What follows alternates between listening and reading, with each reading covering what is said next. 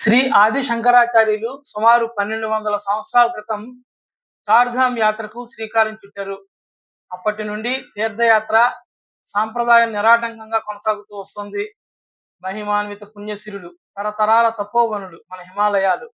ఇక్కడి పవిత్ర పుణ్యక్షేత్రాల్లో ముఖ్యమైనవి ఉత్తరాఖండ్ రాష్ట్రంలోని గంగోత్రి, యమునోత్రి, కేదార్నాథ్, బద్రీనాథ్. వీటి సందర్శనే చార్ధామ్ యాత్రగా పిలుస్తారు. సుమారు 12,000 అడుగులు ఎత్తున పర్వతాల వెంట సాగే ఈ యాత్ర ఆధ్యాత్మిక యాత్ర మాత్రమే కాదు, సాహస యాత్ర కూడా.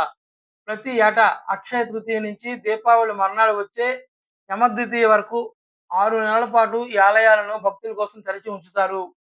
కేదార్నాథ్ ఆలయంలో అర్చకులుగా జగద్గురువు ఆది శంకరాచార్య నియమానుసారం వీరశైవ లింగాయతులను నియమిస్తారు. బద్రీనాథ్ ఆలయ అర్చకులుగా కేరళకు చెందిన నంబూద్రిలు వ్యవహరిస్తారు. పవిత్ర యమునా నది ఉద్భవించిన ప్రదేశం యమునోత్రి. యమునా ఆలయం వైపు పాదయాత్ర ప్రారంభించే ముందు యాత్రికులు ఈ నీటిలో పవిత్ర స్నానాలు ఆచరిస్తారు. ఈ ప్రదేశంలో సూర్యకుండ అని పిలువబడే వేడి నీటి బుగ్గ కూడా ఉంది. యాత్రికులు ఈ నీటిలో స్నానం చేసేందుకు పోటీ పడుతుంటారు. యమునోత్రికి అవతల ఉత్తర కాశీలో గంగోత్రి ఉంది. ఇది గంగా దేవత యొక్క పవిత్ర నివాసం. వేసవి తీర్థయాత్ర కొరకు యమునా మందిరం తెరిచే రోజున ఈ ఆలయాన్ని కూడా తెరుస్తారు.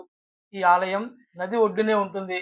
ఈ ప్రాంతంలోని భోజ్ బాసా, గంగనాని, కేదార్తల్, భైరోంగ్, హతి, జలమగ్న శివలింగ, తపోవన్ వంటి పవిత్ర స్థలాలు ఉన్నాయి. ఈ ఆలయం నుంచి 9 కిలోమీటర్ల దూరంలో గౌముఖ్ అనే ప్రదేశం ఉంది. ఇక్కడ హిమానీ నదం గంగా నది యొక్క మూల స్థానంగా భావిస్తారు. దేవప్రయాగ్లో అలకనందతో గంగా నది కలిసే ముందు వరకు ఇక్కడ గంగను భాగీరథి అని పిలుస్తారు. అలకనంద నదికి ఎడం వైపున ఉన్న బద్రీనాథ్ విష్ణువుకు అంకితం చేసిన పుణ్యక్షేత్రం. శ్రీ మహావిష్ణువు వేల సంవత్సరాల క్రితం శ్రీకృష్ణుని రూపంలో ఇక్కడ తపస్సు చేస్తూ జీవించినట్లు నమ్ముతారు. బద్రీనాథ్ పుణ్యక్షేత్రానికి దగ్గరగా వ్యాస గుహ కూడా ఉంది. ఇక్కడ వేదవ్యాస మహర్షి మహాభారతం, ఇతర గ్రంథాలు రాశారు. కొన్ని వేల సంవత్సరాల నాటి కేదార్నాథ్ మందిరం ఒక ఎత్తైన పర్వత ప్రాంతంలో ఉంది. ఇక్కడికి కఠినమైన పర్వతారోహణ చేస్తూ వెళ్లాల్సి ఉంటుంది.